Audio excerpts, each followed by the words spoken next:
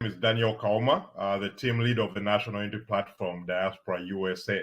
I wanted to invite all of you to join us on Thursday, April 13th, at the protest, which will be at the World Bank and IMF spring meeting in Washington, D.C. Our motive for this protest is very clear and concise. We come with a simple yet crucial question: that can we trust the Museveni regime, which has clung onto power for 37 years, with yet another large sum of money and loan from the World Bank and IMF? That can we as Ugandans place faith in a government where the vice president, a government where the minister of finance, a government where the minister of ethics, the prime minister, and even the speaker of parliament, among other cabinet members, have been caught red-handed in yet another corruption scandal? Can we have faith in that sort of government? This cabinet has been embezzling iron sheets that were meant for the people of Karamoja.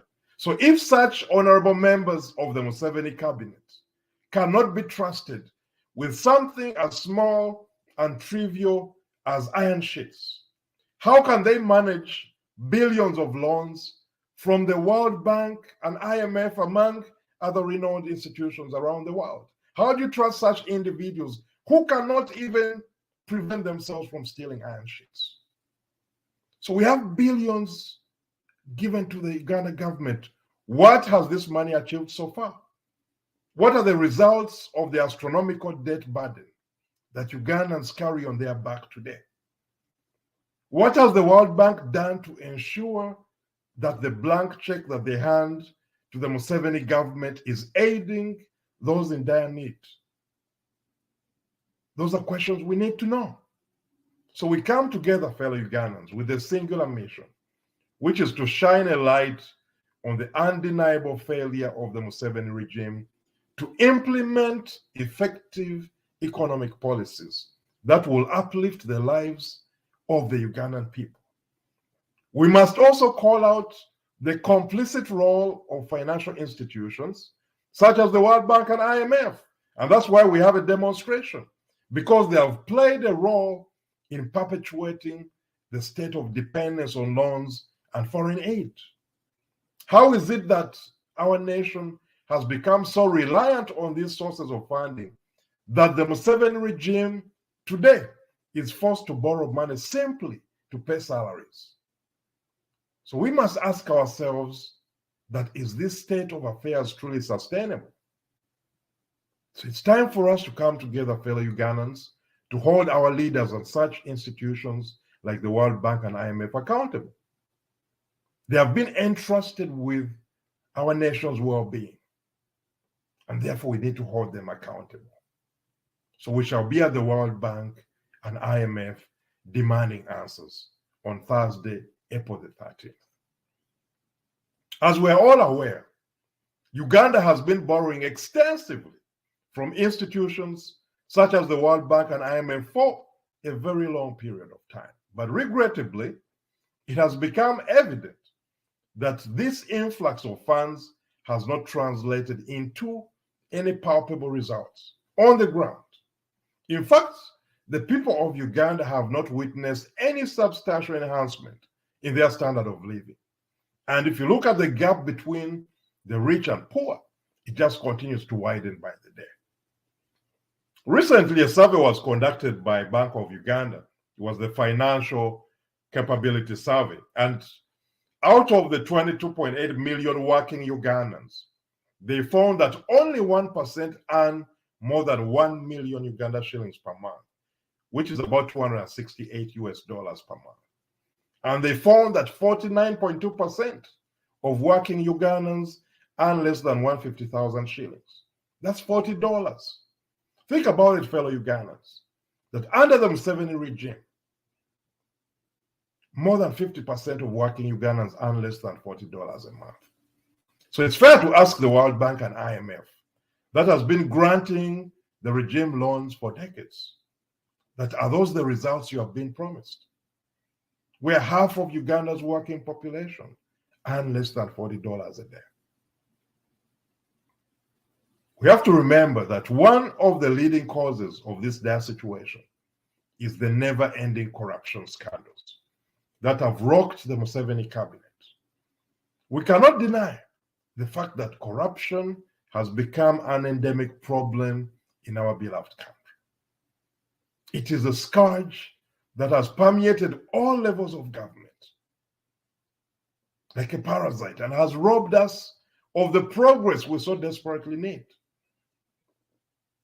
But we cannot forget the role that financial institutions such as the World Bank and IMF have played in enabling this corruption. The sad truth is that much of the funding provided by these institutions has been embezzled, it has been misappropriated, and some has simply vanished in thin air. We have plenty of examples of such corruption in the Museveni government. Plenty of examples. Many of you must remember the Chogam scandal in 2007, when Uganda hosted the Commonwealth Heads of Government meeting, and millions of dollars that were earmarked for infrastructure development were stolen. The amount to this date of money that went missing has not even been fully disclosed. Millions vanished. Many of you might remember the Global Fund scandal. It was discovered that millions of dollars meant to combat HIV and AIDS, millions of dollars meant to combat tuberculosis and malaria had been stolen from the Global Fund.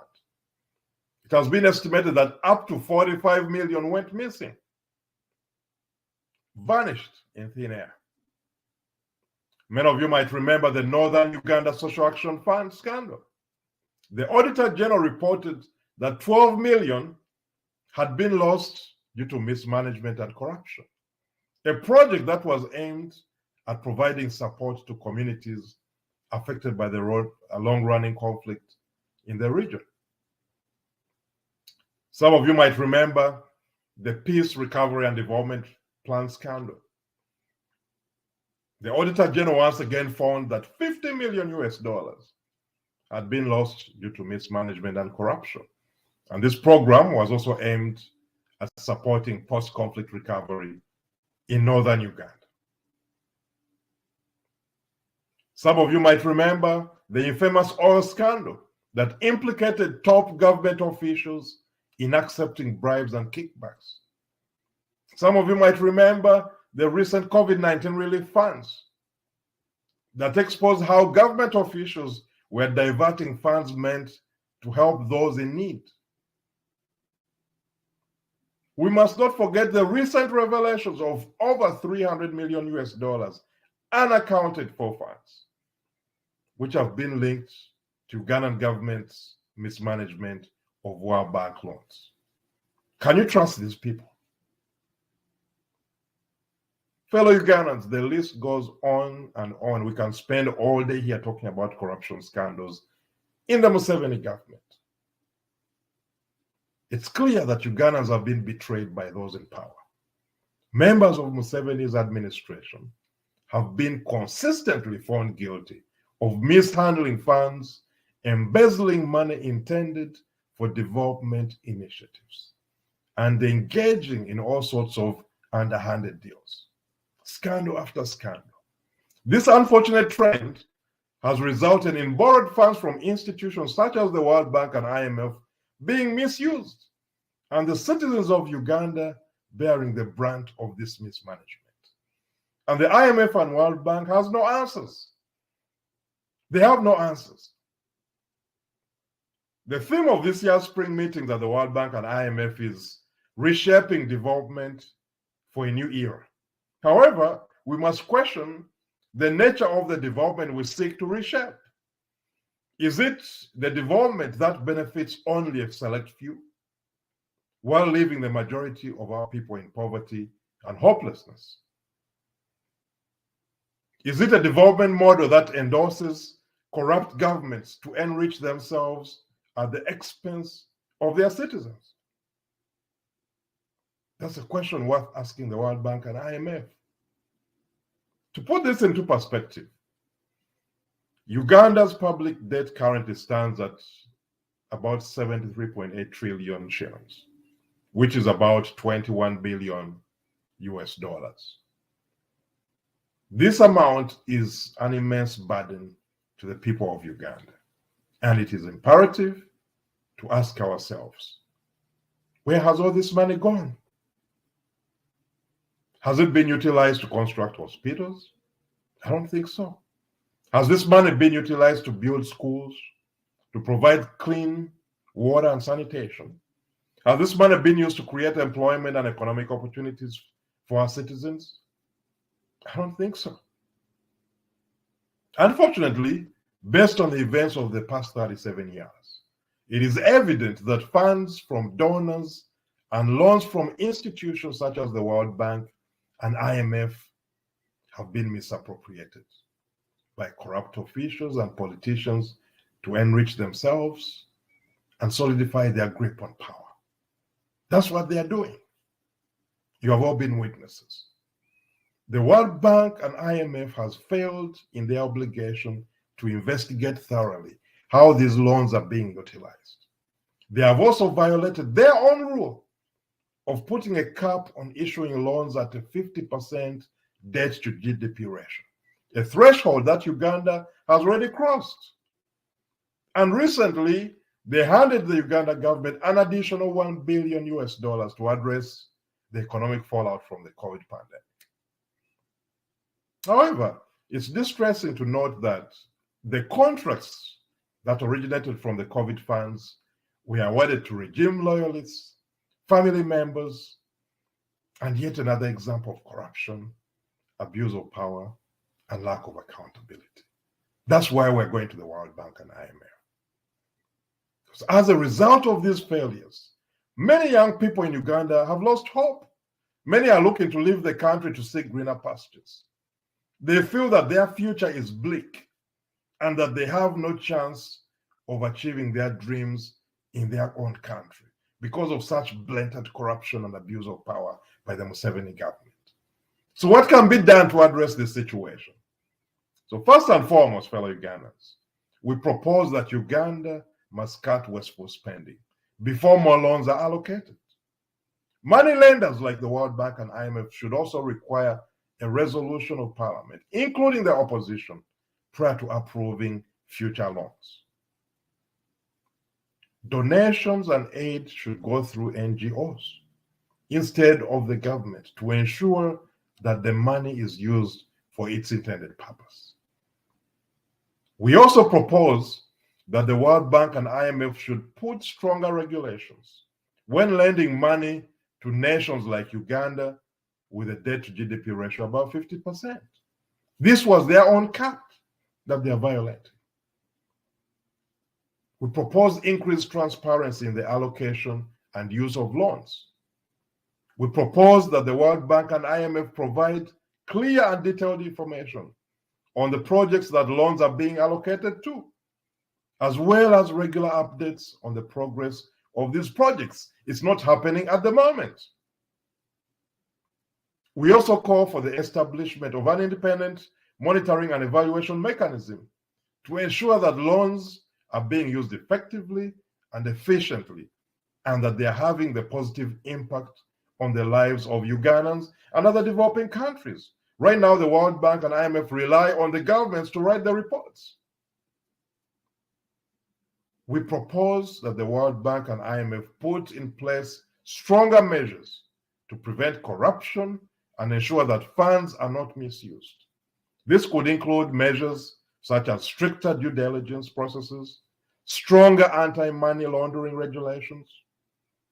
You could have increased penalties for those found to have engaged in corrupt practices, among other safeguards.